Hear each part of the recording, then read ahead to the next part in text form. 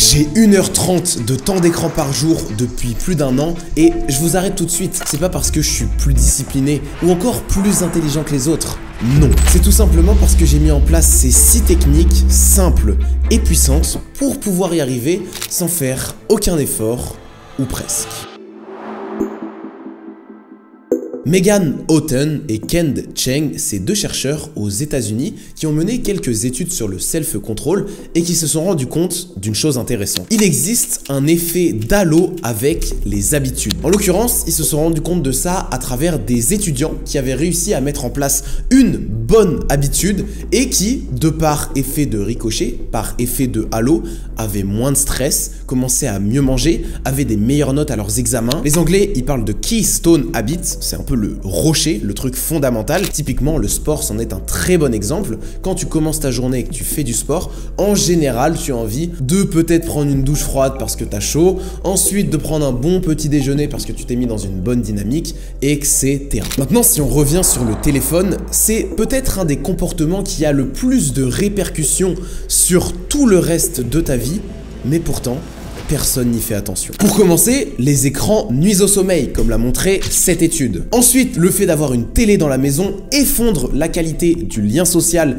et des relations que tu peux avoir avec ta famille ou tes amis, comme l'a montré cette étude. Maintenant, ça a aussi un impact sur ta concentration, comme l'a montré cette étude, où lorsqu'un étudiant répond à des SMS pendant son cours, il obtient en moyenne seulement 60% de bonnes réponses, contre 80% pour celui qui ne l'a pas fait. Ce n'est pas pour rien si l'ancien vice-président de Facebook a déclaré que « Je peux contrôler tout ce que font mes enfants et ils ne sont pas autorisés à utiliser cette merde ». Aujourd'hui, s'il y a bien un endroit où tu dois porter ton énergie, s'il y a bien une habitude que tu dois essayer de maintenir et de conserver fortement, c'est probablement celle-ci parce qu'elle a un des effets d'halo le plus important sur le reste. À la limite, si tu prends pas ta douche froide, ça n'a aucune importance. Mais si tous les jours, tu passes beaucoup de temps sur ton téléphone, c'est certain que ça joue sur tout. Et évidemment, tout ce que tu vas faire dans la journée va avoir un effet d'halo. Les Keystone Habits, j'y crois moyennement parce que pour moi, toutes les habitudes ont des répercussions sur ton quotidien. Mais c'est évident qu'il y en a certaines qui en ont beaucoup plus que d'autres. Et le téléphone en fait partie. Dans l'Odyssée, Ulysse et ses hommes s'apprêtent à traverser la mer pour se rendre à un endroit sympa, sur une belle île, mais malheureusement, durant leur traversée, ils vont être confrontés au fameux chant des sirènes. Le chant des sirènes, c'est quoi? C'est un chant de filles très jolies, qui sont magnifiques, et qui va avoir tendance à t'attirer et te donner envie d'aller vers elles. Mais le problème, c'est que c'est un piège. Ulysse, malgré qu'il soit au courant de ça, il a quand même envie d'entendre le chant des sirènes. Mais par contre, il est quand même assez malin, et il dit à ses hommes, vous allez m'attacher au mât du bateau pour que ça soit impossible pour moi d'aller vers le chant des sirènes. Son équipage et lui démarrent la traversée et comme prévu, au bout d'un moment, Ulysse va entendre le chant des sirènes.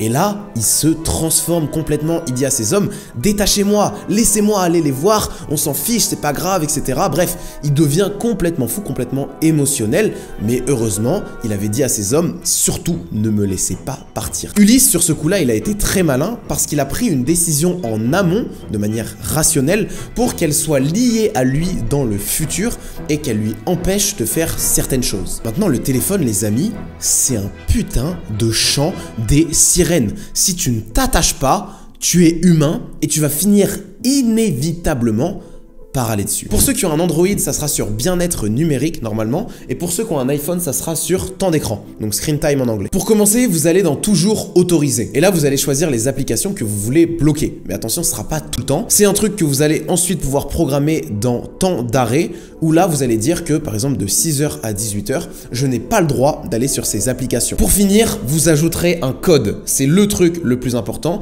et personnellement, je ne l'ai pas parce que c'est mon coloc qui le possède. On fait ça tous les mois à peu près, on se met un nouveau code sur notre téléphone pour bloquer les applis, et donc de 6h à 18h, je ne peux pas aller sur Instagram, sur TikTok, sur YouTube, etc. sauf le dimanche. Résultat, comme Ulysse, tu te retrouveras complètement bloqué avec un code que tu ne connais pas, et donc tu n'auras plus le choix, tu ne pourras plus aller sur tes applications sur ton smartphone. Et ça, c'est déjà un grand pas vers 1 heure de temps d'écran par jour. Une habitude se décompose en 4 étapes. Un signal qui provoque une envie, qui provoque une routine et qui délivre une récompense. Avec le pack d'Ulysse, c'est bien parce qu'on empêche d'exécuter la routine. Mais le problème, c'est que l'envie est toujours présente. Si nous ne sommes pas attachés, nous finirons par aller vers ce chant des sirènes, par retourner sur notre téléphone. C'est pourquoi c'est utile également de jouer sur l'envie. Et comment on va faire ça? On va jouer fortement sur le signal. Et pour ça, tu vas faire plusieurs choses. Le premier, c'est que comme tu peux le voir sur mon téléphone, quand j'appuie comme ça, il n'y a rien qui s'affiche parce que j'ai désactivé cette fonctionnalité et je suis obligé d'appuyer comme ça pour voir mes notifications et pour aller sur mon téléphone. Pour ça, c'est très simple, tu vas dans Display et Brightness et tu turn off Raise to Wake Up. Désolé, il est en anglais les gars, mais vous allez trouver facilement. Et pareil, tu vas dans Accessibilité, Touch et tu désactives Tape to Wake. Cette fonctionnalité, elle est géniale parce qu'elle va ajouter de la friction et au départ, je peux vous dire que c'est vraiment très chelou. T'es là, tout le temps t'appuies et même t'as l'habitude que quand tu fasses ça, ton téléphone s'allume. Mais là, bah il s'allume pas et c'est génial parce que t'es beaucoup moins tenté. Deuxième chose que tu vas faire tout de suite maintenant, c'est retirer toutes les notifications, attention, qui ne sont pas humaines. Instagram, TikTok, machin, ça dégage. Tu peux laisser WhatsApp, tu peux laisser tes messages, tes appels, etc. C'est normal, mais tout le reste, ça n'a absolument rien à faire sur ton téléphone. Pour ça, c'est très simple, tu vas aller dans Notifications et tu vas désactiver pour toutes les applis dont tu ne veux pas. Troisième chose que tu peux faire, c'est trier le contenu qu'on t'affiche, trier tes abonnements sur Instagram, sur YouTube, etc. Et il y a même une fonctionnalité qui est géniale sur Insta qui permet de bloquer les gens que tu suis parce que tu sais, des fois, il faut suivre des gens un peu par obligation. Ouais, c'est un bon pote, ça va le vexer si je le unfollow. Mais en vrai, ses stories et ses posts, j'en ai un peu rien à faire. Où il poste tous les jours, c'est chiant, machin. Donc ça, tu peux le bloquer et tu peux dire à Instagram, je ne veux plus qu'on m'affiche les vidéos et les posts de cette personne, mais je continue à la follow pour lui faire plaisir. Petit bonus, c'est de passer son tel en anglais. Ça peut ajouter aussi de la friction parce que tu vas pas tout comprendre. Tu peux également le passer en black and white, même si pour moi c'est pas le truc le plus qui marche le mieux, même si ça peut marcher, ça dépend des gens. Donc il y a quand même des stats qui montrent qu'en moyenne tu le réduis de 20%, ce qui est pas rien. Et la dernière chose très importante, c'est mon écran d'accueil. Comme vous pouvez le voir, j'ai widget mon temps d'écran pour à chaque fois prendre conscience de combien de temps je passe dessus et j'ai gardé uniquement les applications qui étaient essentielles. Alors Dali, t'es bien gentil, mais en parlant de réduire les sollicitations, de conserver l'essentiel, je crois qu'il est l'heure de parler d'Opera, le sponsor de cette vidéo. Opera, c'est simple, c'est mon nouveau navigateur favori pour 3 raisons. La première, c'est Tab Island, une fonctionnalité hyper pratique qui permet de trier et de ranger ses onglets pour être mieux organisé. La deuxième, c'est Aria, une intelligence artificielle ultra performante qui est gratuite et qui est directement incluse dans le navigateur. Grâce à elle, tu peux avoir des réponses rapidement à tes questions. Elle peut également t'aider sur certaines tâches. Bref, elle te permet d'avoir une expérience utilisateur beaucoup plus fluide et complète. La troisième, c'est pour son VPN et son bloqueur de publicité qui sont tous les deux gratuits, encore une fois, et intégrés directement, encore une fois, dans le navigateur. Et tout ça, c'est sans parler des nombreuses personnalisations ultra stylées que tu peux faire avec, par exemple, ton fil d'actualité, tes fonds d'écran, etc. Il est temps de changer pour Opera. Retour à la vidéo. Dans Atomic Habits de James Clear, qui est vraiment un bouquin super sur les habitudes, qui est peut-être le meilleur qui ait jamais été écrit, il y a une règle qui m'a beaucoup marqué qui est One Space, One Use. Si aujourd'hui, tous les matins, je vais au cowork, c'est pas spécialement pour son bon café ou parce que la Wi-Fi est meilleure. Non, c'est simplement parce que c'est un endroit pour mon cerveau, désormais, qui est dédié uniquement au lien social, d'une part, et surtout au travail. Et rien d'autre. Cette pièce dans laquelle je me trouve, c'est exactement la même chose. Avant, c'était ma chambre et mon studio, mais aujourd'hui, j'ai la chance d'avoir 2 pièces pour ça. Et c'est pourquoi j'ai retiré le lit de la pièce et je fais que tourner et travailler dans celle-ci également. Parce qu'il faut, pour ton cerveau, avoir des liens comme ça de « Ok, dans tel endroit, j'ai tel comportement. Quand je vais dans un restaurant 5 étoiles, ok, je me tiens bien, etc. » Et ben là, c'est pareil. Pourquoi tout le monde passe un max de temps sur son téléphone ? C'est simple, parce que tout le monde l'a tout le temps avec lui. Si tu te baladais H24 avec, je sais pas, un haltère comme ça là, que tu pouvais porter, mais c'est sûr que tu ferais plein de curl biceps pour t'amuser parce que ce serait marrant et parce que tu n'aurais que ça à faire. Mais là, comme tu as ton téléphone H24 avec toi, bah c'est normal, tu l'utilises tout le temps. Et d'ailleurs, ça devient grave parce qu'il y a même certaines personnes qui sont atteintes de nomophobie. C'est la peur assez forte d'être séparé de son téléphone et d'en être éloigné. Perso, dans ma chambre, le téléphone est interdit parce que one space, one use. Dans ma chambre, je dors. C'est un sanctuaire et rien d'autre. J'ai le droit d'y mettre des livres, etc. Mais jamais, je dis bien jamais, je vais dans ma chambre avec mon téléphone. Si, au pire des cas, j'ai envie de scroller à un moment sur TikTok parce qu'on est passé 18 h et j'ai eu une journée difficile, eh bien je le fais pas dans ma chambre. Je le fais sur le canapé, dans le salon. De Minimalist Guy, eux, ils ont un concept pour créer davantage de distance. C'est le Screenless Saturday. En gros, tous les samedis, ils n'ont pas le droit d'aller sur des écrans. Et je trouve que le concept est juste génial. J'aimerais beaucoup mettre ça en place dans mon quotidien et retrouver aussi des activités manuelles, retoucher des choses, écrire avec du crayon. Il y a pas longtemps, j'entendais un podcast de Yomi et Oussama qui disait que ça faisait peut-être depuis l'école, depuis leur dernier cours, qu'ils n'avaient pas écrit sur du papier.